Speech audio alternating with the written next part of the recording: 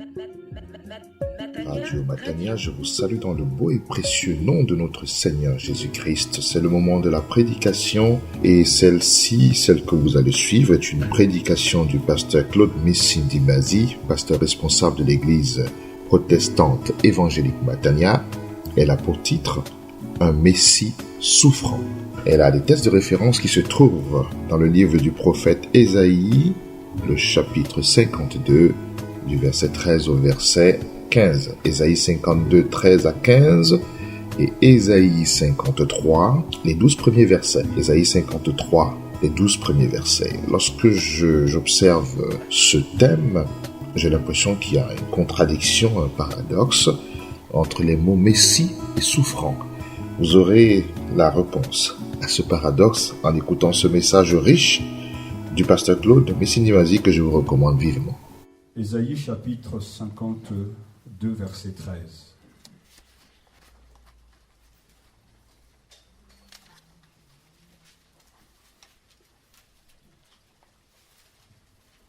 Ésaïe chapitre 52, verset 13, jusqu'au chapitre 53, verset 12.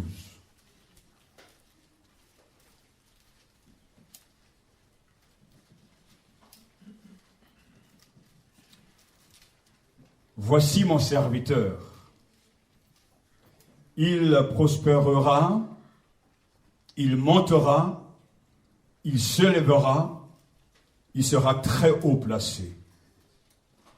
De même que tu as été pour beaucoup un sujet d'effroi, de même son aspect n'était plus celui de l'homme, son apparence était plus celle des fils d'Adam.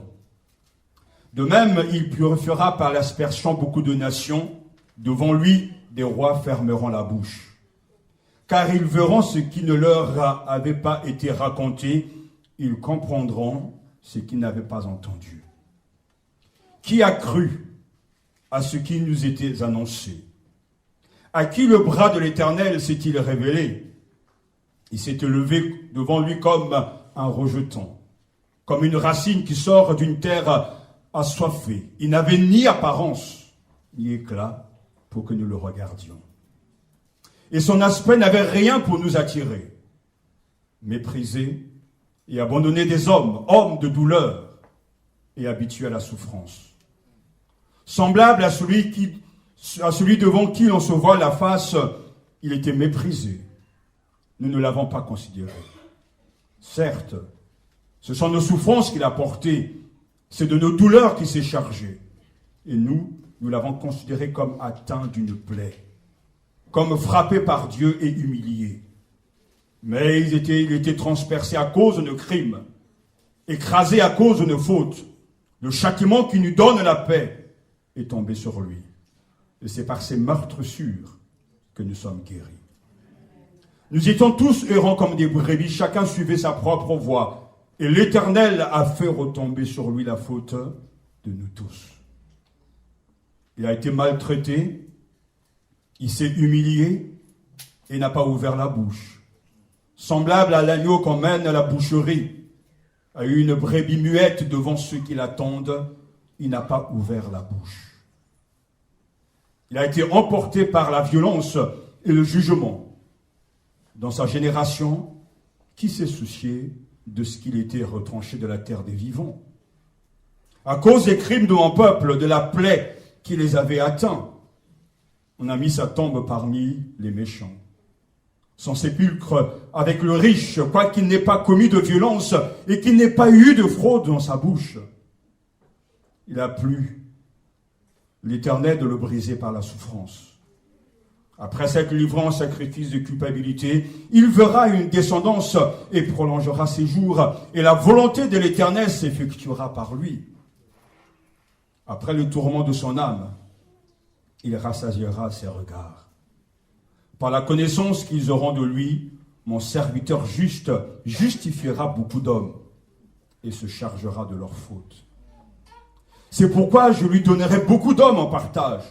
Il partagera le butin avec les puissants parce qu'il s'est livré lui-même à la mort. Et qu'il a été compté parmi les coupables parce qu'il a porté le péché de beaucoup et qu'il a intercédé pour les coupables. Amen. Amen. Merci.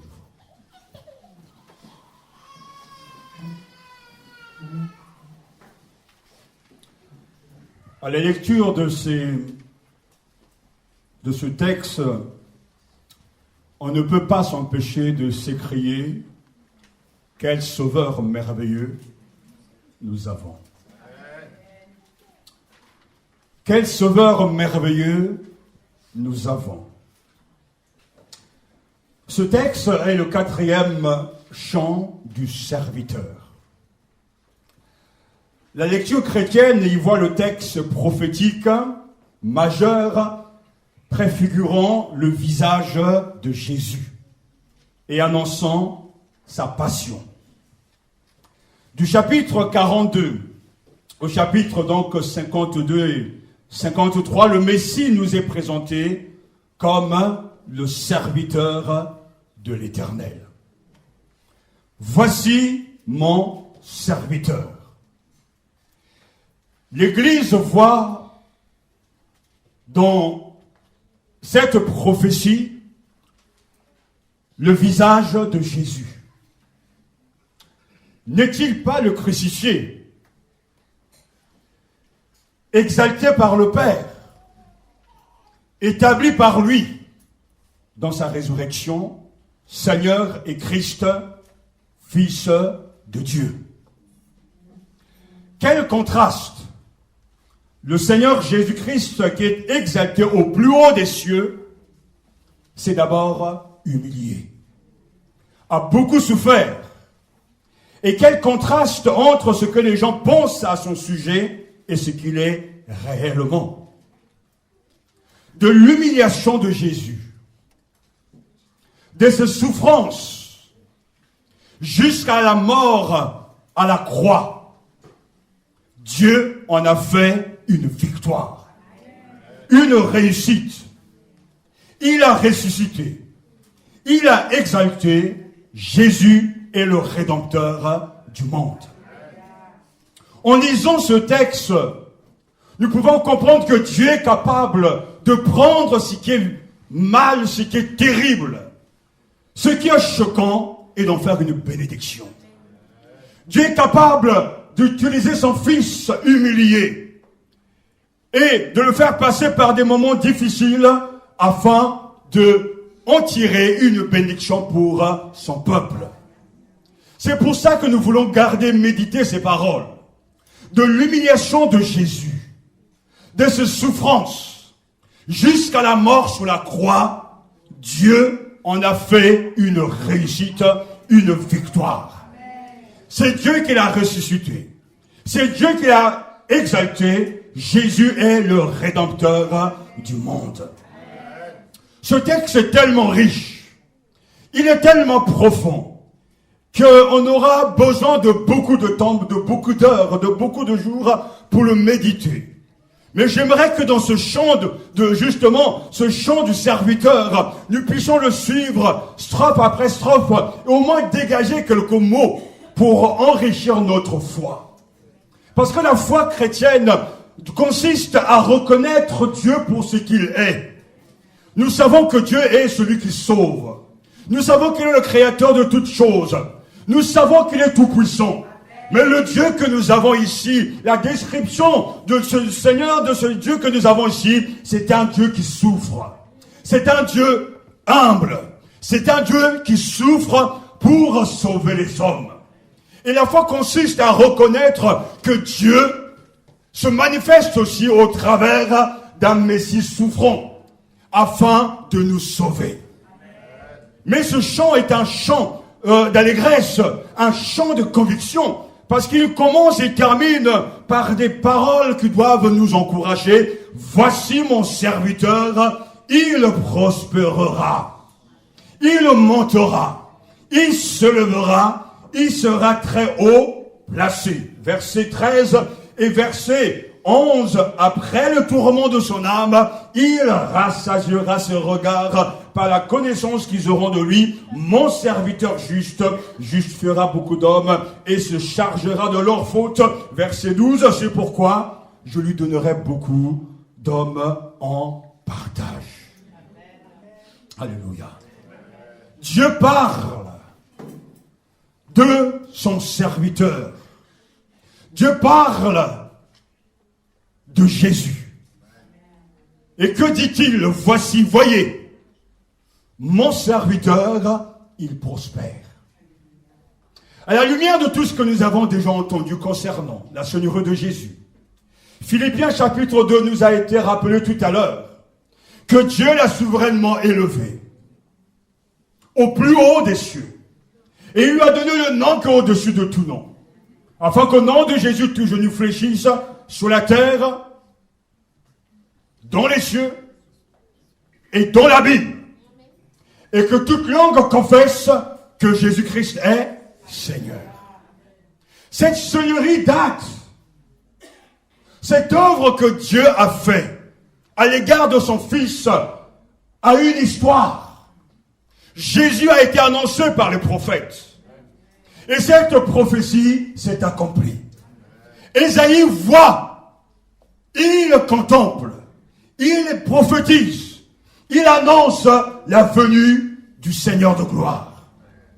Et le Seigneur lui-même, parlant de son Seigneur, son Fils, dira, voici mon serviteur, il prospérera. Entre le moment où Ésaïe prophétise et ce que Paul nous dit dans Philippiens, tout est déjà accompli. À l'heure même, maintenant, Jésus est ressuscité. Jésus a déjà vaincu. Jésus est exalté au plus haut des cieux. Il sera haut placé, très élevé, grandement exalté. La foi consiste à se reposer sur ces vérités. Que soit la situation, quel que soit l'état, le Seigneur que nous prions, que nous adorons, est déjà glorifié. Il est important pour nous de le saisir, de le comprendre, et que ce n'est pas simplement une vérité du Nouveau Testament, mais déjà l'Ancien Testament parlait de l'exaltation du Seigneur. Voici mon serviteur. Alléluia. Il prospérera en toute sagesse. Il sera haut placé, très élevé, grandement exalté. Mais avant de nous décrire tout ce qu'il va faire, tout ce qu'il va accomplir, et qu'à la fin, tout ça va encore montrer sa grandeur, nous voulons, et il explique, nous voulons nous aussi entrer dans la méditation de qui il est. Mais la note qui débute ce chant, ce cantique, c'est une note de victoire. La fin de ce chant est toujours aussi une note de victoire. Dieu nous dit au départ, celui qui prend une fois de plus l'initiative, il réussira. Mon serviteur réussira. On ne sait pas ce qui va se passer, mais nous on le sait. Mais on peut déjà être heureux de savoir, quel que soit ce qui va se passer, quel que soit ce que le serviteur va endurer, c'est déjà une réussite. Alléluia, c'est déjà une réussite. Dieu promeut donc le serviteur à un rang divin. Et les nations et les rois viendront reconnaître la grandeur de ce serviteur Seigneur qui est Dieu. Dieu prépare, alléluia, un avenir incroyable pour son serviteur, et ceux qui n'ont pas assisté à sa passion vont recevoir une révélation à son sujet. Nous dit le verset 15, de même, il purifiera par l'aspersion beaucoup de nations devant lui. Les rois fermeront la bouche, car ils verront ce qui ne leur avait pas été raconté. Ils comprendront ce qu'ils n'avaient pas entendu. Mon serviteur réussira. Alléluia. Quel contraste. Et quel message. D'un côté, nous avons la réussite de ce serviteur. Mais de l'autre côté, nous avons l'étonnement du peuple, versets 14 à 15. Beaucoup ont été horrifiés tellement son visage était défiguré et tant son apparence n'avait plus rien d'humain. Dieu dit, mon serviteur, le Messie, réussira. Le peuple reconnaît et dans l'étonnement, comment Dieu peut-il nous dire qu'il réussira alors qu'il n'a rien en lui qui nous attire? Mais ce que Dieu dit est plus important que ce que nous pensons. notre interprétation, notre lecture, notre manière de voir Jésus n'est pas ce qui est essentiel et qui est important, c'est ce que Dieu dit. Voici mon serviteur, il réussira. Mais de l'autre côté, il n'y a rien qui est fait d'un point de vue humain pour nous attirer à lui. Beaucoup ont été horrifiés, tellement son visage est défiguré. De même que tu as été pour beaucoup un sujet d'effroi. De même son aspect n'était plus celui de l'homme, son apparence n'était plus celui des fils d'Adam. Ce serviteur triomphant, le Messie, est un être choquant. Choquant. Jésus choque. En tout cas, physiquement, il n'a rien qui attire nos regards. Son visage était défiguré. Et son apparence n'avait plus rien d'humain. Nous sommes là dans la passion, dans les souffrances de Jésus. Il est en train de remporter la victoire. Il a remporté la victoire. Mon serviteur a réussi, mais jusqu'au bout, Jésus a souffert. Jusqu'au bout, Jésus a été lacéré de coups. Jusqu'au bout, Jésus a connu des situations tragiques. Sa barbe arrachée, son visage livré aux outrages et aux crachats, il a été semblable à l'agneau qu'on mène à la boucherie. Et il est mort en portant le péché de beaucoup. C'est pour ça qu'il n'avait rien d'attirant. Son visage était défiguré. Beaucoup ont été horrifiés tellement son visage était défiguré. Vous et moi, nous n'avons jamais vu le visage de Jésus dans cet état. Vous et moi, nous n'avons pas vécu la passion. Vous et moi, nous ne pouvons pas mesurer la force, les difficultés, les souffrances de Jésus. Vous et moi, nous ne pouvons pas peser la valeur de ces mots. Son apparence n'avait plus rien d'humain. Jésus a souffert dans sa chair. Et quand on souffre dans sa chair et qu'on ne reconnaît plus son visage, qu'on ne reconnaît plus les traits de son visage, c'est que la situation est grave. Cela montre que le Seigneur que nous prions, le Sauveur que nous adorons, est un Seigneur marqué des traits de souffrance, d'une agonie sans précédent, d'une douleur qu'on ne peut pas expliquer. Son visage n'avait rien pour attirer le regard. Son visage était défiguré, on l'a tabassé, on l'a roué de coups. Jésus n'a rien dit pour se venger ou bien pour condamner ses bourreaux. C'est ce qui fait de lui un sauveur victorieux. Ce qu'il fait est surprenant, car il accomplira le rite de l'aspersion pour beaucoup de nations. Mon serviteur réussira. Il réussit en acceptant les souffrances. Il réussit en acceptant d'être humilié. Il réussit en acceptant de souffrir jusqu'à la mort sur la croix. Pourquoi le fait-il? Il est rempli d'amour. Car il accomplira le rite de l'aspersion pour beaucoup de nations. Les rois à son sujet resteront bouche close, car ils verront eux-mêmes ce qui ne leur avait pas été raconté. Ils comprendront ce qui ne leur avait pas été annoncé. La vie de ce serviteur souffrant est une énigme. Alléluia. Car il accomplira le rite de l'aspersion pour beaucoup de nations. C'est-à-dire Jésus, en acceptant ses injures, ses crachats, toutes ces souffrances, est venu pour purifier le monde, pour purifier le chrétien de ses péchés. C'est lui qui accomplira le rite de l'aspersion pour beaucoup de nations. Le mot aspersion fait référence à la purification du péché pour être pur. Alléluia. Il purifiera par aspersion des multitudes de nations. Et je dis oui, quel sauveur merveilleux j'ai. Parce que c'est une réalité. Jésus sauve, il pardonne les péchés et il purifie de tout péché. Alléluia. Parce que lui-même a enduré la souffrance afin de rendre valable, afin de permettre que les pécheurs se tournent vers lui et soient sauvés et purifiés de leurs péchés afin de pardonner, afin de partager avec lui le royaume des cieux.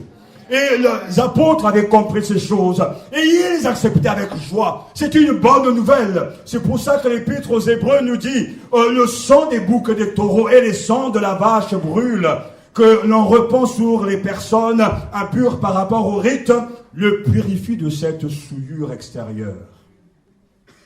Si on est bien ainsi, combien plus efficace encore doit être le sang du Christ. Par l'Esprit éternel, il s'est offert lui-même à Dieu comme sacrifice parfait. Son sang purifiera notre conscience des actions néfastes pour que nous puissions servir le Dieu vivant. Alléluia. Hébreux chapitre 9, versets 13 à 14. Celui qui est purifié, celui qui a sa conscience purifiée, reconnaît la valeur de ses propos. Celui qui est coupable, et qui est encore coupable ce matin, qui est encore sous le poids de la culpabilité, ne mesure pas la portée de ses paroles. C'est Jésus qui a accompli le rite de l'aspersion pour beaucoup de nations. Et quand Jésus entre dans la vie de quelqu'un, il apporte en tout cas la purification. Il apporte la purification de sa conscience. Parce que Satan sait très bien qu'une conscience meurtrie, une conscience blessée ne peut pas conduire le chrétien à être joyeux. Tous les jours, tu vas vivre de la culpabilité, dans le mensonge du diable. Tu seras toujours écrasé. Tu n'avanceras pas parce que la petite voix, cette petite voix de ta conscience te dira, tu es nul, tu n'es pas à la hauteur, tu es un faux croyant, tu n'avances pas. Mais quand tu reconnais ton état et que tu tournes vers le Seigneur, tu lui demandes pardon, le Seigneur a déjà accompli le rite de purification et par le sang précieux de Jésus, il lave ta conscience des œuvres mortes. Aucun croyant ne peut avancer sans une conscience pure. Mais je sais aussi que les gens sont capables d'éduquer leur conscience. Parce que quand Dieu nous parle de notre péché, nous disons c'est pas mon péché. Quand Dieu nous pointe du doigt un domaine que nous devons changer, nous sommes prêts à dire c'est faux. Mais quand notre conscience, qui est un outil remarquable, une bénédiction de Dieu pour chacun d'entre nous, reconnaît son état, nous avons cette assurance, nous avons cette portion de l'Écriture, et le sang de Jésus, son Fils, nous purifiera de tout péché. Pourquoi est-ce que c'est possible? C'est parce que Dieu l'a fait. Pourquoi est-ce que c'est possible? C'est parce que Christ l'a fait. Aujourd'hui, je regarde le passé, mon passé, le passé avec le Christ. Il a déjà tout accompli pour moi sur la croix. Son sang a été versé. Et aucun péché, aucune condamnation ne peut me séparer de lui. Quand je reconnais mon état devant lui, il est prêt à me pardonner, car Jésus n'a jamais rejeté personne. Mon serviteur réussira. Mais oui, c'est une réussite. Car il accomplira le rite de l'aspersion pour beaucoup de nations. Alors c'est magnifique, c'est merveilleux de savoir que pour beaucoup de nations, et au ciel il y aura tout le monde. Ceux qui ont été bien sûr appelés par le Seigneur, élus par lui, sauvés. Il y aura des noirs, des blancs, des jaunes, parce que Jésus est pour tout le monde. Pour beaucoup de nations, c'est valable. Non pas seulement pour les Juifs, mais aussi pour les non-Juifs. Lui, il accomplira le rite de l'aspersion pour beaucoup de nations. Oh, quel sauveur merveilleux je possède. Le Messie serviteur assurera la bénédiction et la prospérité à tous ses enfants. Bien qu'il soit un serviteur, Dieu l'élèvera à la plus haute position et l'assiera à sa droite. Mais d'abord, le Messie accordera la purification des péchés en aspergeant beaucoup de peuples de son sang expiatoire. Autrefois, c'est le souverain sacrificateur qui devait verser du sang sur l'autel pour purifier le peuple, mais aujourd'hui, plus question de sacrifices animaux. Aujourd'hui, plus question de tout ce qui est selon la loi. Aujourd'hui, nous avons un souverain sacrificateur qui a traversé le ciel, non pas avec le sang de bouc et de taureau, mais avec son propre sang. Et qui assure à tous les croyants une autoroute sans obstacle jusque dans la présence de Dieu. Et c'est ça que Jésus a fait. Et qui a une valeur, une portée considérable. Mon serviteur réussira. Il a déjà réussi. Alléluia. Quel contraste. Non seulement il est exalté, mais nous sommes dans l'étonnement. Le peuple est étonné, lui. Il est étonné de même, et puis il fera par l'aspersion, beaucoup de nations devant lui, de rois fermeront la bouche.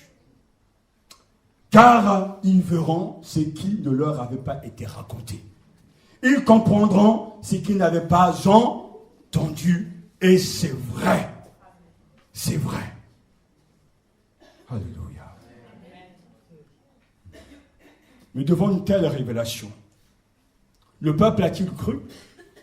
Le peuple a-t-il accepté la valeur, la force, la puissance de ce grand serviteur? Alors, le texte nous dit qu'il y a eu un rejet. Verset 1 à 3 du chapitre 53. Qui a cru à ce qui nous était annoncé? À qui le bras de l'Éternel s'est-il révélé? Il s'est levé devant lui comme un rejeton. Comme une racine qui sort d'une terre assoiffée, il n'avait ni apparence ni éclat pour que nous le regardions. Et son aspect n'avait rien pour nous attirer. Méprisé et abandonné des hommes, homme de douleur, et habitué à la souffrance, semblable à celui devant qui l'on se voile la face. Il était méprisé. Nous ne l'avons pas considéré. Mon serviteur réussit. Les gens sont dans l'étonnement. Cette révélation vient vers nous. Et nous, qu'est-ce que nous faisons? Nous ne l'avons pas considéré. Qui a cru à notre message? À qui a été révélée la puissance de l'Éternel? Car devant l'Éternel, il a grandi. Le Seigneur s'est montré. Mais la question nous est posée face à cette révélation. Qui a cru à ce qui nous était annoncé? Ce qui nous était annoncé, c'est ce serviteur victorieux, qui a déjà accompli le rite de l'aspersion, donc qui rend possible la purification. Mais qui a cru à ce message? À qui a été révélée la puissance de l'Éternel, c'est-à-dire le bras de l'Éternel, sa puissance de salut. Et dans les versets 2 à 5, nous avons là le portrait du serviteur, car devant l'Éternel, il a grandi comme une jeune pousse, dans une version, comme une racine sortant d'un sol aride. Il n'avait ni prestance ni beauté pour retenir notre attention, ni rien dans son aspect qui pût nous attirer. Jésus a grandi. Image de la pousse qui vient de sortir de terre et ne porte encore de branches ni de fruits. Jésus a grandi. Jésus a vécu, mais il n'avait rien pour attirer le regard. Et Philippiens nous dit qu'il s'est dépouillé lui-même, prenant la condition de serviteur, devenant semblable aux hommes, et reconnu à son aspect comme un homme. Philippiens chapitre 2 verset 7. Mais nous l'avons rejeté. Il est venu parmi nous. Il a pris la forme humaine, mais les gens ne l'ont pas accueilli, n'ont pas reçu. Il était méprisé, abandonné des hommes. Un homme de douleur, habitué à la souffrance. Oui, il était semblable à ceux devant lesquels on détourne les yeux. Il était méprisé et nous n'avons fait aucun cas de sa valeur. Jésus n'est pas recherché comme au temps de nos pères. Jésus est méprisé, mais pourtant, il a déjà remporté la victoire. Jésus est rejeté, mais pourtant, il a déjà remporté la victoire. Il a déjà réussi. Il est l'homme de douleur habitué à la souffrance. Il était méprisé, abandonné des hommes. Et c'est une réalité. Jésus a été abandonné. Lui, Dieu, qui est venu sauver les hommes. lui qui était motivé par l'amour des êtres humains, l'amour de l'humanité, il a été rejeté. Il a été méprisé. Un homme de douleur habitué à la souffrance est quelque chose d'incroyable. Jésus a été le souffre-douleur de Dieu et des hommes. Ta souffrance à côté de ce qu'il a vécu, ce n'est rien. Tu penses souffrir, et tout à l'heure on reviendra sur la souffrance, mais on est loin de comprendre ce qu'est vraiment la souffrance. Parce que cette souffrance de Jésus est une souffrance choisie pour sauver l'humanité. Il a accepté le mépris. Il a accepté d'être abandonné des hommes. Il est un homme de douleur habitué à la souffrance parce qu'il voulait sauver ton âme. C'est un choix. C'est une décision personnelle parce qu'il veut purifier beaucoup de nations et donner aux uns aux autres la possibilité de se convertir. Que va-t-il faire, cet homme de douleur? Il va mourir. Pendant la dernière semaine de sa souffrance, Jésus ne possédait aucun trait royal, n'avait ni beauté ni éclat. Il était méprisé, abandonné, comme je viens de le dire, n'ayant le respect de personne, étant dédaigné, même par son propre peuple. On peut vraiment dire que Christ était familier avec la souffrance. Pendant la dernière semaine de sa souffrance, Jésus était seul. Lorsqu'il va prendre sa croix pour aller à Golgotha, cette route paraissait être une route sans fin, avec les cris, les injures, avec la haine des uns des autres, alors que nous savons qu'il n'a rien fait. Mais Jésus porte sa croix. Jésus supporte. Jésus accepte. Il titube, mais il avance, parce que son cœur est plein d'amour. Pour des hommes qui n'en valent pas la peine, Jésus accepte de souffrir. Et il est seul, et il avance, il tombe. On va l'aider pour porter sa croix, parce que c'est trop lourd pour lui. Parce que le poids du fardeau des hommes est sur ses épaules. Mais mon sauveur est déjà dans la gloire. Il a déjà remporté la victoire. Satan à l'instant même rigole. Je t'ai eu. Je suis en train de te battre. Je suis en train de t'écraser. Mais il ne se rend pas compte que derrière ces souffrances, il y a la victoire. Personne ne peut entendre ces paroles et rester indifférent.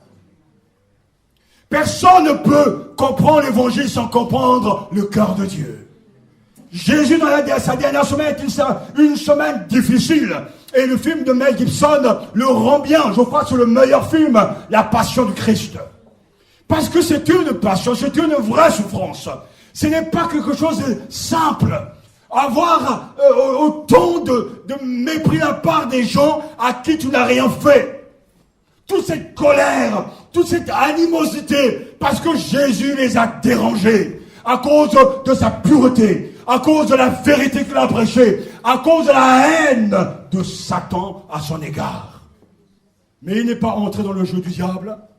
Il porte sa croix. Il vit. Il avance jusqu'au moment terrible où il sera crucifié sur la croix. Que ce matin, nous puissions nous arrêter pour réaliser la force et la portée de ces paroles. Notre salut n'est pas gratuit. Jésus en a payé le prix. Et le prix le plus fort. Aujourd'hui, vous et moi, nous pouvons dire, pour certains, je souffre de solitude. Les gens me critiquent alors que j'ai rien fait. Les gens m'injurent, ça existe ces choses-là. Ça existera toujours. Mais à côté de Jésus, ce n'est pas la même chose. Toute une nation se lève contre lui. Et ce qui est incroyable, c'est que les gens qui ont fait le plus de mal à Jésus, ce n'est pas les païens, c'est vous et moi. Ce sont les Juifs. Il a eu des problèmes avec le peuple élu. Il est allé vers le sien, mais les siens ne l'ont pas reçu. Et ce principe existera toujours dans l'Église. Les problèmes ne viennent pas de l'extérieur, mais ce sont même parmi les faux croyants qui a plus de problèmes. Jésus apporte la lumière. On s'attend qu'il soit reçu, accueilli avec joie, mais il est rejeté. Jésus dit la vérité. On s'attend que les gens acceptent la vérité, mais il y a un complot à son égard. Et c'est terrifiant parce qu'ils vont payer des gens pour avoir la peau de Jésus. Mais ce qu'ils ne savent pas, c'est que tout cela est déjà écrit. Ça fait partie de la volonté du Père. Et je bénis Dieu parce qu'il est un sauveur merveilleux. Oui, il est merveilleux parce qu'il a tout enduré pour moi. Il a tout enduré pour toi. Et nous ne l'avons pas considéré, disent les témoins. Pire même, quand il fut mis à mort de façon barbare, beaucoup ont pensé qu'il était frappé par le jugement de Dieu. Sans le savoir, il disait vrai. Le verset 4 nous dit pourtant, en vérité, c'est de nos maladies qu'il s'est chargé. Et ce sont nos souffrances qu'il a prises sur lui. Alors que nous pensions que Dieu l'avait puni, frappé et humilié, mais ce sont nos maladies qui le portaient. Et ce sont nos souffrances qu'il a prises sur lui. Parce que dès qu'il y a un problème, dès qu'il y a une difficulté, l'homme interprète toujours les choses selon son point de vue. Si son frère souffre, c'est parce qu'il y a du péché dans sa vie. Si cette sœur souffre, c'est parce qu'il y a du péché dans sa vie. Donc Dieu est en train de le châtier. Mais on oublie que bien souvent, les vrais justes, les justes selon la Bible, souffrent toujours et ils souffreront toujours. Jésus n'a rien fait de mal. Dans sa bouche, il n'a jamais eu de fraude. Son cœur est pur, mais pourtant le peuple dit, c'est Dieu qui est en train de le châtier. Et ça, c'est quelque chose que j'entends encore aujourd'hui. Quand quelque chose va mal dans un endroit, dans une église, c'est Dieu qui est en train de châtier. Mais pourtant, là, savons que Dieu est dedans et que Jésus est avec Dieu. Et qu'il est dans la volonté de Dieu, mais il doit souffrir. Et le chrétien doit comprendre cela. Je crois que la plupart de nos souffrances de certains sont plutôt liées à leur qualité de vie, à leur, je dirais, à une vie sainte de consécration et qui dérange Satan. Si vous voulez comprendre ce qui se passe dans l'église, ce qui se passe dans le monde, il faut comprendre Apocalypse chapitre 12. J'ouvre simplement une parenthèse. Parce que pourquoi l'église piétine? Pourquoi les vrais croyants sont, je dirais, assassinés? Pourquoi les vrais croyants sont bousculés? Pourquoi les vrais chrétiens souffrent? C'est parce que simplement le diable est en colère. Il a combattu le Messie, il combattra aussi tous ceux qui suivront le Messie. La fureur de Satan est à la base de toutes nos souffrances. Et parce que Satan n'a pas accepté sa défaite, pensant vaincre le Seigneur, lui, en réalité, il était déjà vaincu. Parce qu'il sait qu'il a déjà perdu. Aujourd'hui, il sait qu'il a déjà perdu. Il sait que le nom des élus sont déjà inscrits dans les cieux, dans le livre de vie. Il le sait. Il va tout faire pour empoisonner la situation, pour détruire. Et pourtant, mon serviteur réussira déjà. Alléluia. Alléluia.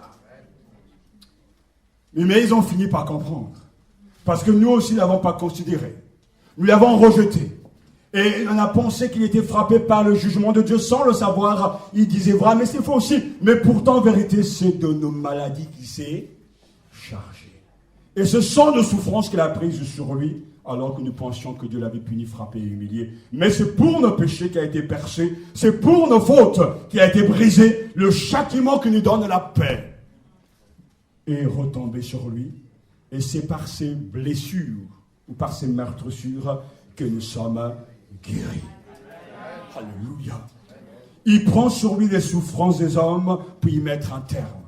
Il s'occupe de chaque aspect de nos besoins. Verset 4. Nos maladies, nos souffrances qui nous attaquent, Jésus est venu les prendre et sont chargés. Nos péchés, nos fautes qui nous éloignent de Dieu, Jésus est venu les prendre et nous ont délivrés. Verset 5. Il nous apporte la guérison. C'est par ses blessures, par ses meurtrissures que nous sommes guéris. Il nous apporte la paix. Le châtiment qui nous donne la paix est retombé sur lui. Alléluia. Son œuvre de souffrance accomplit la volonté de Dieu. Nous étions tous errants pareils à des brebis. Chacun de nous allait par son propre chemin. L'Éternel a fait retomber sur lui les fautes de nous tous. Alléluia. exalté. C'est notre Seigneur. Nous sommes dans l'étonnement. On rejette cette révélation, mais Jésus décide d'aller beaucoup plus loin. Il va prendre notre place. Nous étions tous errants, pareils des brebis, chacun de nous allait par son propre chemin. L'Éternel, c'est encore là la volonté de Dieu, a fait retomber sur lui les fautes de nous tous. Alléluia. Lui qui a porté nos péchés en son corps sous le bois, afin que, mort au péché, nous vivions pour la justice.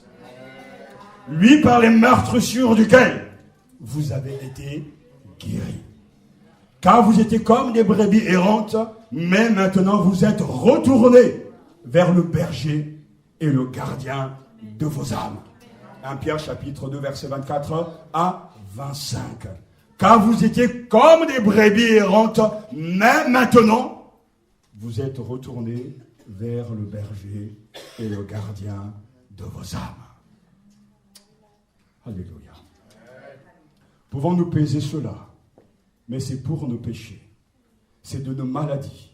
Ce sont nos souffrances qu'il a prises sur lui. Alors que nous pensons que Dieu l'avait puni, frappé, humilié.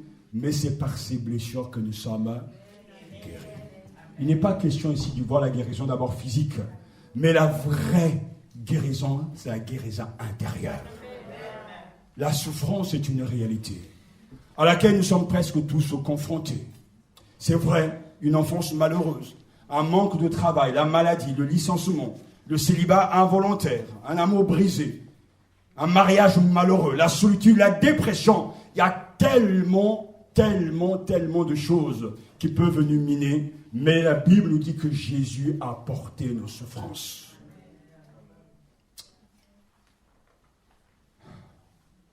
Et la souffrance fait partie de la vie chrétienne. Je n'entends pas beaucoup d'amen. Tous les hommes que Dieu a utilisés ont souffert dans la Bible. Moïse a souffert, il a été rejeté par son peuple. Jérémie a souffert, et au point même qu'il maudira le jour de sa naissance. Et dans les psaumes, il y a plusieurs cris de douleur. Beaucoup d'interrogations, pourquoi les justes sont-ils persécutés? Mais la souffrance fait partie de la vie chrétienne. Puisque Jésus lui-même a souffert, arme-toi de la pensée de souffrir. Jésus a souffert. Il a connu la faim. Il a connu la soif. Il a connu le dénuement. Jésus a connu le deuil. Son ami Lazare était mort et il a pleuré. Jésus a connu la trahison. Jésus a été jugé coupable alors qu'il est innocent. Jésus a été catalogué. On a dit de lui qu'il était possédé d'un démon. C'est pas Bézébul qui fait des miracles, alors que c'est par l'Esprit Saint. Jésus a souffert. Il connaît la souffrance des vrais justes. Il connaît les larmes de ceux qui sont, je dirais, torturés injustement. De ceux que l'on calomnie. De ceux que l'on pointe du doigt. Jésus connaît ces choses. C'est pour ça qu'il est un sauveur parfait qui peut compatir à toutes nos faiblesses. Parce qu'il est passé par là. Mon serviteur a réussi. Parce qu'il a fait des choses extraordinaires. Il n'est pas venu donner une leçon concernant la souffrance. Il a lui-même vécu la souffrance. Quand tu souffres injustement, alors que tu sais que tu n'as rien fait, il n'y a qu'une personne qui peut te comprendre, le juste juge Jésus-Christ qui a souffert. Quand tu jettes sur toi des cailloux, alors que tu n'as rien fait, Jésus comprend cela. Parce qu'il a porté sa croix pour sauver l'humanité. Alors il est capable de te donner un cœur nouveau, de remplacer la haine par le pardon, la compassion. Car Jésus est passé par là sans maudire quiconque. Mais nous ne sommes pas comme lui. Nous avons un sauveur humain, un sauveur divin. Alléluia. Il est Dieu et homme. Jésus apporte sur lui nos souffrances, nos maladies. Il est bien dit nos maladies, nos souffrances. Alors il demande cesser de dire ce sont mes souffrances. Ce sont ses souffrances. Un jour quelqu'un demandait c'est vrai que je souffre. Pasteur, il faudra prier pour moi, pour que Dieu me donne plus de patience. Mais la réponse qu'il faut lui donner, ce n'est pas que Dieu lui donne plus de patience. C'est que Dieu doit lui donner plus de, justement, d'épreuves. Parce que l'épreuve change les gens. Parce que l'adversité fait naître la persévérance. L'adversité purifie les cœurs. L'adversité nettoie les pensées. Grâce à l'adversité, aux souffrances, l'Église est en train de se purifier. Le vrai visage des chrétiens est visible. Parce que dès que la souffrance est là, il y a des gens qui explosent. Mais je vais attirer encore une fois de plus votre attention parce que c'est très important. C'est de nos péchés qui s'est chargé. Le vrai problème que nous avons n'est pas contre le diable. Le vrai problème que nous avons est, je dirais, le vrai problème, là, si nous ne comprenons pas la nature de notre problème, nous ne comprenons pas la solution. Si je veux voir le médecin, le docteur, nous avons un docteur, j'ai mal au ventre et que on te donne un traitement, toi tu dis j'ai mal à la tête, on pourra te donner tout le traitement que tu veux pour le ventre, tu ne seras pas guéri. Parce que si tu ne reconnais pas ton état, tu as mal au ventre, on te dit tu as mal au ventre, dis-toi tu as mal à la tête. Donc tu pourras passer de main en main et voir tous les spécialistes, tu ne seras pas guéri parce que tu ne reconnais pas la nature de ton problème. Nous pensons que nous, le problème, c'est le diable. Nous pensons que le problème, c'est la maladie. Nous pensons que le problème, c'est le licenciement. Nous pensons que le problème, c'est le manque de papier. Nous pensons que le problème, c'est le manque de mari, le manque de femme, le manque d'enfants. Et je pourrais donc ajouter encore à cette longue liste. Mais ça, c'est pas le vrai problème. Le vrai problème, la nature de notre problème, s'appelle la rébellion. Nous ne voulons pas que Dieu règne sur nous. Nous ne voulons pas que Dieu soit notre Seigneur. Nous sommes des rebelles. Notre problème de fond, c'est le péché. Et nous aimons tellement notre péché que nous sommes prêts à utiliser Dieu, à utiliser le pasteur, sa femme, les anciens, pour satisfaire notre plaisir. Quand Dieu dit, donnez et vous sera donné, nous, dans le secret de notre chambre, nous sommes en train de discuter pour dire, je donne un peu, le reste on verra. Mais le problème est là. Parce que nous ne voulons pas nous soumettre à sa parole, nous pensons et nous croyons. Nous avons même l'exigence, c'est-à-dire la pensée d'exiger de Dieu qui nous accorde sa bénédiction parce qu'on lui a donné un peu de notre argent qui est son argent. Est-ce que tout le monde me comprend? Parce qu'en réalité, le problème n'est pas manque d'argent. Dieu est capable de multiplier l'argent. Dieu est capable de vous donner la richesse parce que tout cela vient de lui. Le problème, c'est l'égoïsme, le radinage. Le problème, c'est un manque d'obéissance. Le problème, c'est un manque de consécration. Nous ne croyons pas que Dieu dit la vérité. Et ce problème a existé depuis le jardin d'Éden où Adam n'a pas voulu accepter la seigneurie, la suprématie de Dieu dans sa vie. Il a écouté la voix du serpent. Aujourd'hui, il y a des gens qui vont dire « Mon problème, c'est ma famille. On m'a jeté un sort. On m'a fait ceci. » C'est pas là ton problème. Parce que ton problème n'est pas là. Ton problème, c'est que tu es un rebelle. Tu ne veux pas que Dieu règne dans ta vie. Car Christ a vaincu les forces du mal. Et quand il est le Seigneur de ta vie, tu seras aussi victorieux. C'est pour ça que seul celui qui connaît la nature de son problème peut savourer la solution. La solution est là. Jésus est mort sur la croix. Non pas pour te donner la richesse matérielle. Non pas pour te donner un mari, une femme ou des papiers ou la guérison physique. Non. Il est mort pour sauver ton âme. Et Satan fait tout pour que ça ne passe pas. Dès que quelqu'un a un problème, il appelle « Pasteur, priez pour moi, parce que je me sens lié. Priez pour moi, parce que j'ai pas les papiers. Priez pour moi. » Humainement parlant, compatit. Mais ce n'est pas là la nature de son problème. La nature de son problème, c'est qu'il soit converti et donne sa vie à Jésus. Parce que, demain, tu peux aller à la préfecture, tu n'as pas de papier. Tu peux les avoir à 14h et à 16h, tu es déjà mort.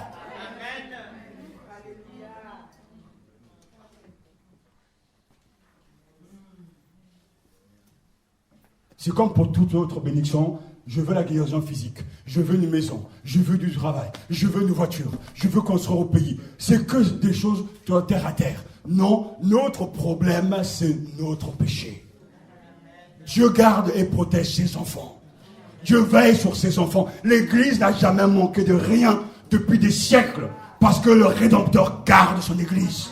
L'Église n'a jamais échoué parce que le serviteur a déjà remporté la victoire.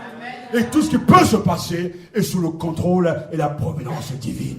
C'est pour cela, ce sont le péché qu'il a porté. C'est une maladie qui s'est chargée. Nous étions tous errants pareils à des brebis, chacun de nous allait par son propre chemin. Voilà notre vrai problème.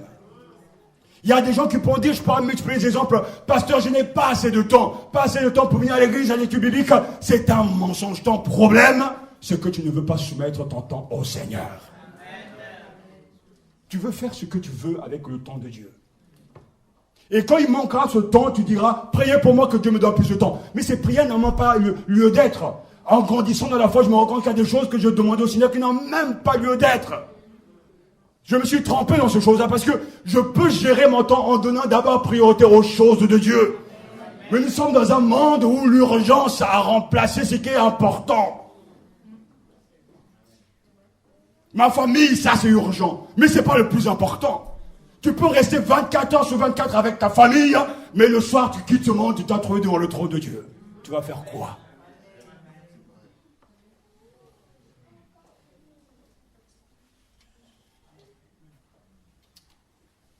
Alléluia.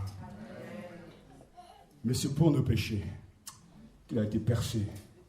C'est pour nos fautes qu'il a été brisé. Alléluia. Et nous apprenons donc que dans cette passion de serviteur, c'est Dieu qui agissait. Yahvé a détourné sur lui la faute de nous tous. C'est Dieu qui l'a fait. Dieu est la cause principale de ce qui arrive, car c'est lui qui a fait retomber la faute de nous tous sur notre Seigneur. Jésus a pris ma place sur la croix.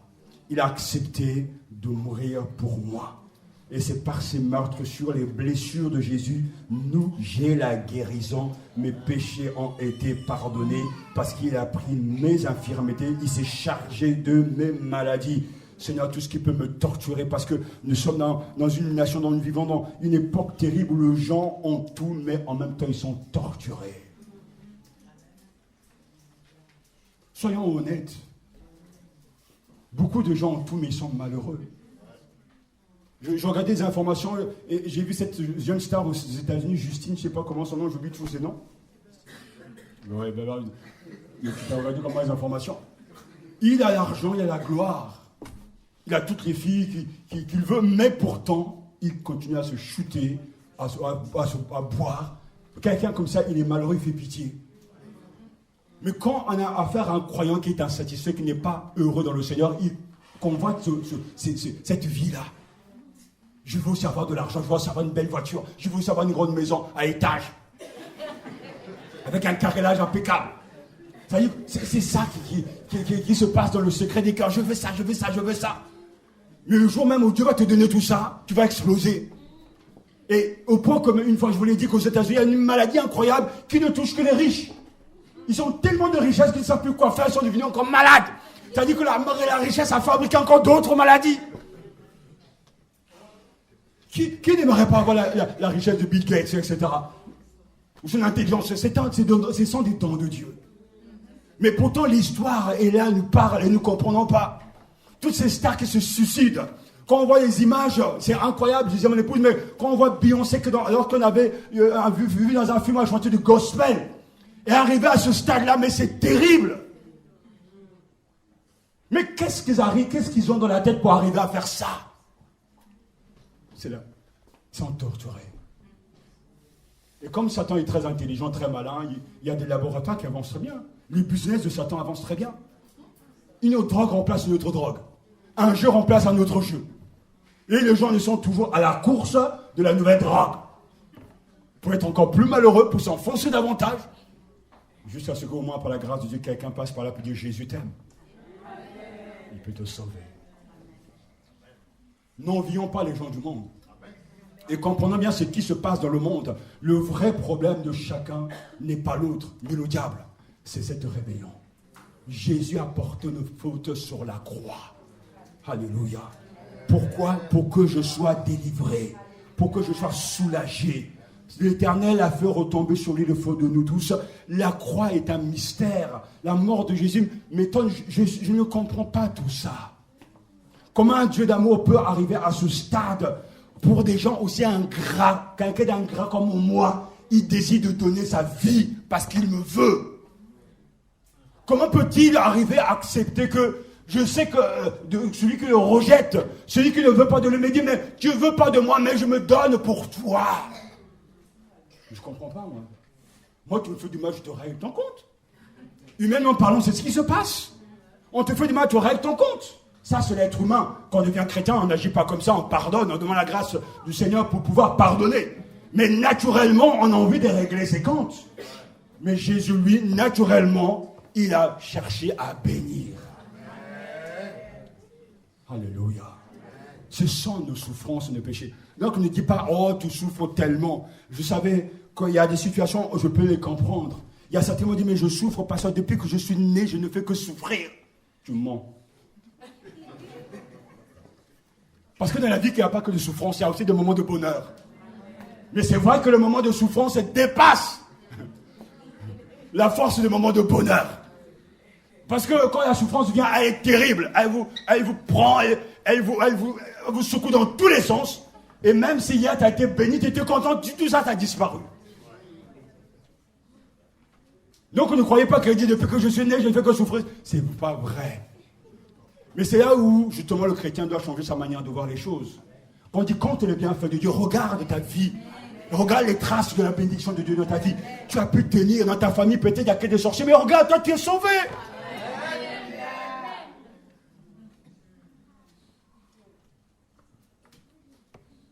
Alléluia.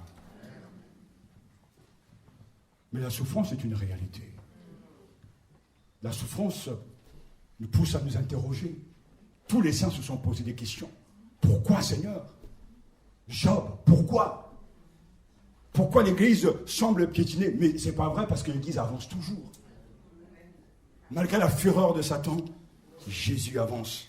Mon serviteur réussira. Alléluia. Et oh, alléluia. Quelle que soit ta souffrance ce matin, je ne veux pas minimiser ta souffrance. Quel que soit ton problème, Jésus est la hauteur. Lui, il est à hauteur parce qu'il est venu pour te soulager, porter tes souffrances. C'est sur lui qu'est retombée ta malédiction. Cesse de croire que tu es maudit, que tu ne réussiras pas, tu es un raté. C'est faux. Jésus te donne de la valeur parce qu'il a été frappé pour toi. Il est mort pour toi. Alléluia. Il est celui qui a pris ta place sur la croix.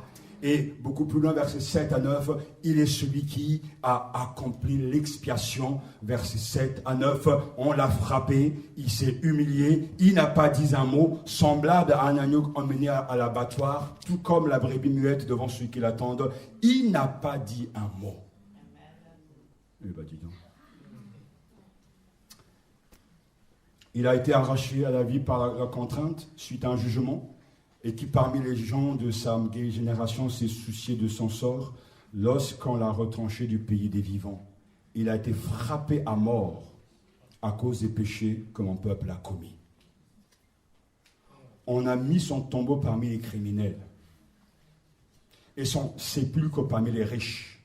Alors qu'il n'avait pas commis d'acte de violence, que jamais ses lèvres n'avaient prononcé de mensonge, Jésus a été accusé à juste tort, mais il a été frappé à mort à cause des péchés que mon peuple a commis.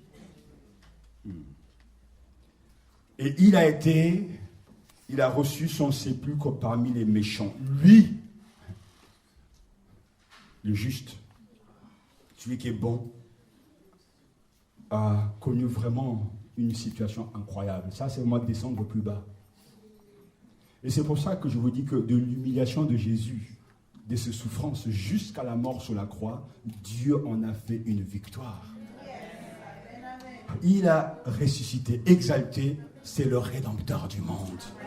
Oui, c'est le Rédempteur du monde. Jésus assure aujourd'hui notre salut pleinement devant le Père.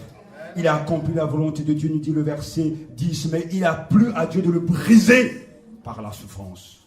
Bien que toi, Dieu, tu aies livré sa vie en sacrifice de réparation, il verra une descendance. Il vivra de longs jours.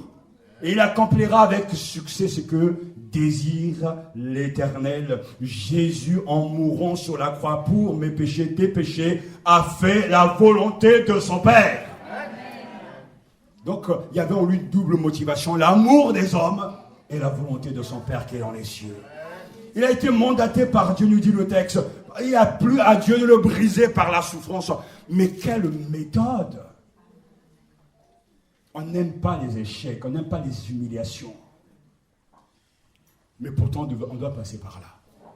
Personne n'a envie de souffrir. Il arrive quand tu dois aller voir le dentiste, avant même que tu arrives dans le cabinet du dentiste, tu es déjà malade. Il met un couloir, oui. Ça veut dire d'arriver, dès que tu arrives, tu commences déjà à trembler. Parce que c'est comme ça. Personne n'a envie de souffrir. On fait tout pour éviter la souffrance, mais la Bible te dit ce matin, il a plu à Dieu de le briser par la souffrance. Mais quelle souffrance? Les souffrances qui sont liées à sa mission. Tu veux sauver les hommes, tu veux sauver l'humanité, tu dois souffrir pour eux. Tu veux avoir la première place, tu dois t'humilier. Tu dois être roi, tu dois d'abord descendre. Et nous voulons être au-dessus sans passer d'abord par la première étape, être des serviteurs. Ça ne passe pas comme ça ne se passera jamais comme toi. Dieu a brisé son fils par la souffrance. Je bénis le Seigneur, je bénis mon Père, parce que c'est la méthode de Dieu. Pour la mission, le brisement. Alléluia. Après avoir tant souffert, il verra la lumière. Et il sera comblé. Et parce que beaucoup de gens le connaîtront, mon serviteur le juste, les déclarera justes et se chargera de leurs fautes. Nous dit le verset 11. Alléluia. Oh, Dieu l'a brisé, mais après avoir tant souffert, il verra la lumière. Jésus a été enseveli, mais il est ressuscité d'entre les morts. Il a vu la lumière, et ça ne s'arrête pas là. Il sera comblé. Il dit le verset 11. Et parce que beaucoup de gens le connaîtront, mon serviteur, le juste, les déclarera justes et se chargera de leurs fautes. Oh, ces versets doivent être médités à fond. Mon serviteur a réussi. Jésus est mort. Mais cette mort est dans la volonté du Père, pour le bien de l'humanité. Mais pourtant, ce n'est pas un échec, c'est une réussite. Parce que Dieu l'a ressuscité. Il a exalté, il lui a donné le nom qui est au-dessus de tout nom, afin qu'aujourd'hui, tout genou fléchit dans les cieux, sur la terre et dans la Bible, et que toute langue confesse que Jésus-Christ est Seigneur. Et parce que Jésus est devenu notre souverain sacrificateur, il est prêt à donner, grâce à son œuvre, la justification par la foi. Il justifiera beaucoup de gens dont moi je suis le fruit. Et tous ceux qui croient. Par la connaissance qu'ils auront de lui, le serviteur juste justifiera beaucoup d'hommes et se chargera de leurs fautes. Oh, alléluia. Hier, je regardais un clip d'un musicien chrétien, et dans ce clip, il était en train de démontrer la puissance de Jésus de décharger quelqu'un. Il y avait quelqu'un qui portait un lourd fardeau. Il n'arrivait pas, jusqu'à ce que la personne arrive à contempler la croix, et le fardeau est tombé. Quand Jésus prend sur lui nos fardeaux, on ne les porte plus. C'est lui qui se charge de nos fautes. Et c'est ce qu'il est fini de faire. Mon serviteur justifiera beaucoup d'hommes et se chargera de leurs fautes. Voilà pourquoi, pour terminer, je lui donnerai une part avec ces gens nombreux. Il partagera le butin avec la multitude, car il s'est dépouillé lui-même jusqu'à la mort et s'est laissé compter parmi les malfaiteurs, car il a pris sur lui les fautes d'un grand nombre. Il est intervenu en faveur des coupables. Alléluia. Le serviteur reçoit en partage quoi? Beaucoup. Toute l'humanité, tous les hommes vont donc appartenir au serviteur. Il aura la domination sur tous. Il sera élevé, il sera très exalté, C'est pour ça qu'aujourd'hui, Jésus est le Seigneur de l'humanité.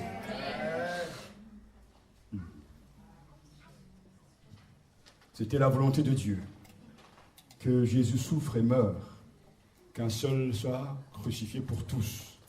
Mais Dieu l'a ressuscité d'entre les morts. Et aujourd'hui, son butin est fantastique, incroyable. Aujourd'hui, il est comblé. Il est comblé. Et parce que beaucoup de gens le connaîtront, mon serviteur le juste les déclarera juste et se chargera de leurs fautes. Voilà pourquoi je lui donnerai une part avec des gens, ces gens nombreux. Il est intervenu en faveur des coupables. Alléluia. Christ a souffert pour nous. Il a souffert à cause de la haine de Satan, la haine du monde, le rejet de son peuple, la faillite de son peuple, trahi par Judas. Dieu a condamné son Fils pour les péchés du monde, mais de l'humiliation de Jésus, de ses souffrances, jusqu'à la mort sur la croix, Dieu en a fait une victoire, une réussite. Il a ressuscité, exalté, c'est le Rédempteur du monde. Et Ésaïe le dira lui-même dans le chapitre 45, verset 22. « Tournez-vous vers moi et soyez sauvés, vous tous qui êtes aux extrémités de la terre. En effet, c'est moi qui suis Dieu et il n'y en a pas d'autre. » Alléluia.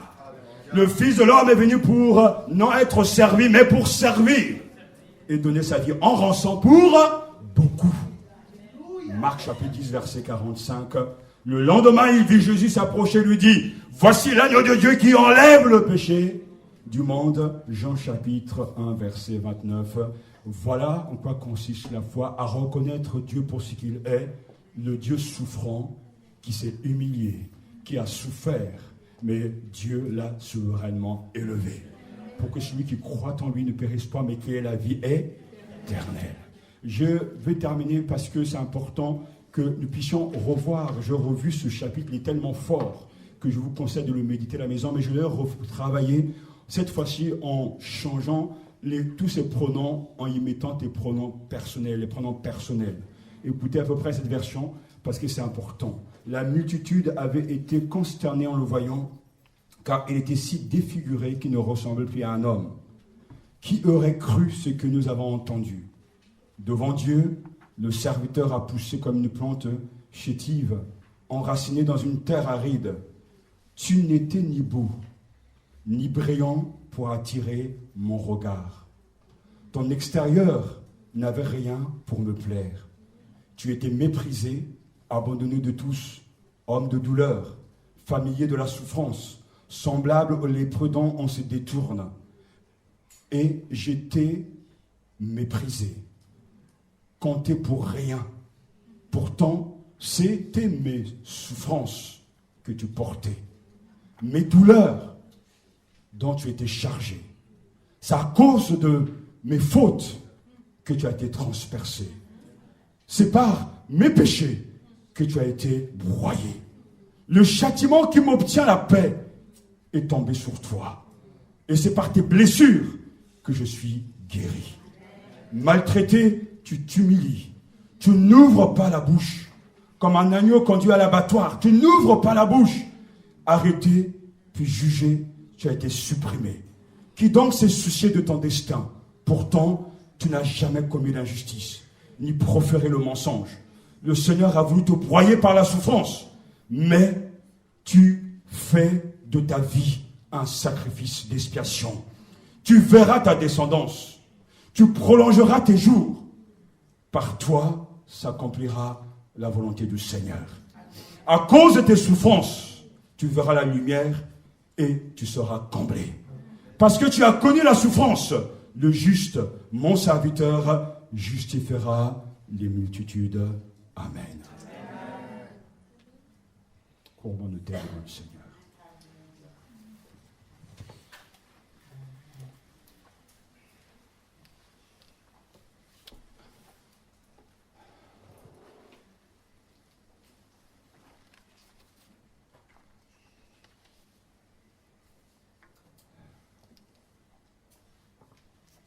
Quel sauveur merveilleux nous avons. Ce qu'il est et ce qu'il a fait. Quel sauveur merveilleux.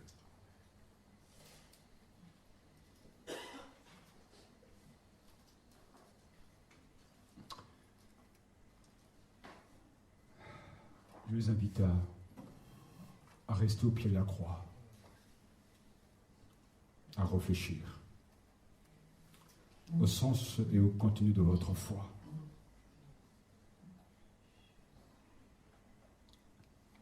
À vous rappeler ces paroles de l'humiliation de Jésus, de ses souffrances jusqu'à sa mort sur la croix. Tout ça, ce n'est pas un échec. Dieu en a fait une victoire, une réussite, puisqu'il est ressuscité, il est exalté. De bien réfléchir du prix que Jésus a payé pour le salut de ton âme. Et je veux aussi que tu pousses la réflexion plus loin, parce que s'il a tant souffert pour toi, imagine un seul instant ce qu'il en adviendra pour ton âme. Le jour où tu vas le rejeter, tu seras devant nous parce que tu auras rejeté sa parole. Mesure bien, pèse bien ses paroles.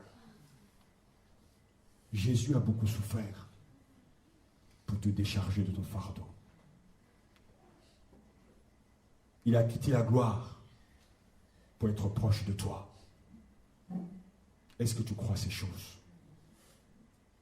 Ce n'est pas pour lui-même qu'il a enduré ces choses, c'est pour toi. Toutes ces souffrances, c'est pour toi. Tu souffres et tu es en colère, mais mesure ta souffrance aux souffrances de Jésus. Il est là pour combler ton âme, parce que celui qui est venu pour porter tes douleurs et s'est chargé de tes péchés. Tout ça, c'est fait pour toi. Tout ça, c'est fait pour moi. Peux-tu rester insensible? Peux-tu rester fermé? Je ne suis pas dans l'émotion, mais dans une prise de conscience de la réalité du salut que Jésus donne. Alors, je t'invite à croire de tout ton cœur. Je t'invite à t'abandonner à lui et à regarder à Jésus. De fixer tes yeux sur lui et de croire en lui vraiment.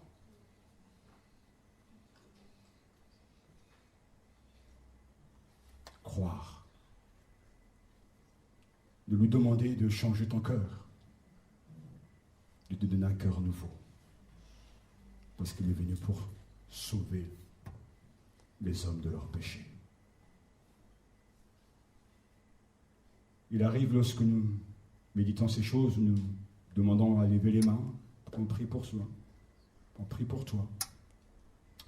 Mais oui, Dieu te voit, que le Seigneur te visite, Dieu vous voit. Bien des gens qui ont grandi dans l'église pensent être vraiment sauvés.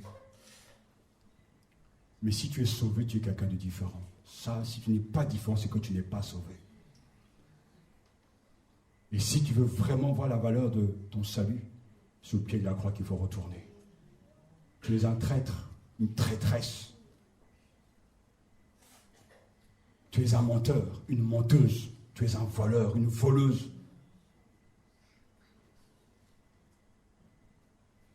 Tu es un rebelle.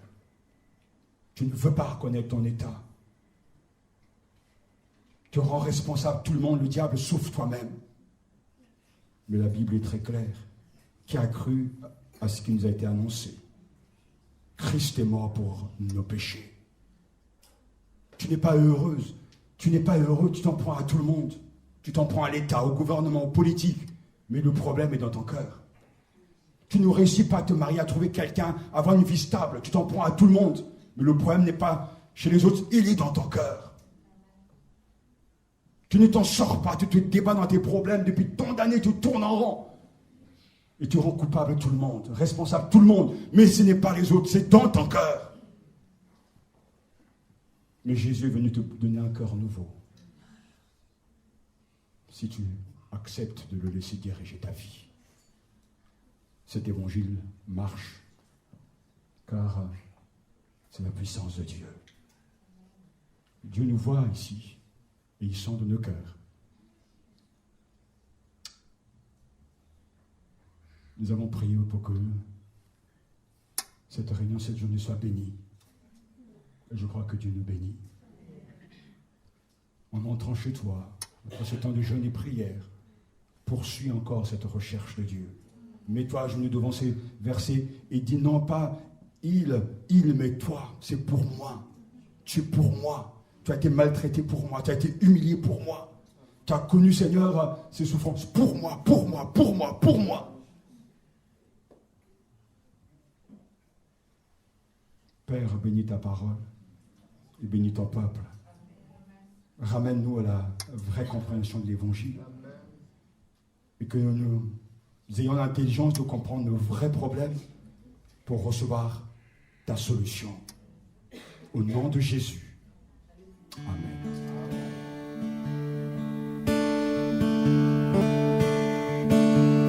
Quel sauveur merveilleux je possède.